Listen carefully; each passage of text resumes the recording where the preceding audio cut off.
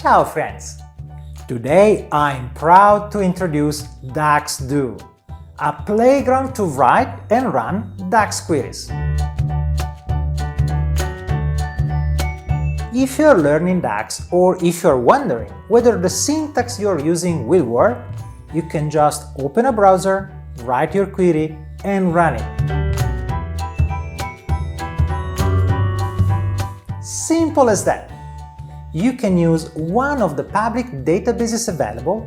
Most of them are based on the Contoso sample used in many of our articles and books.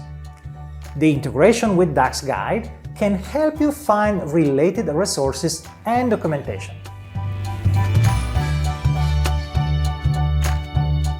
DAX-Do executes DAX queries, just like DAX Studio.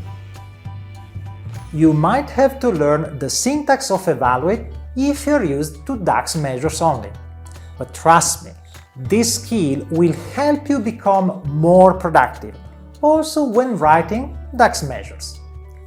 Finally, you can easily share your sample DAX code and, if you have a blog, embed the formatted code into your articles with a nice Try It button. And yes, dark mode is available! Pretty cool, isn't it? Enjoy DAX!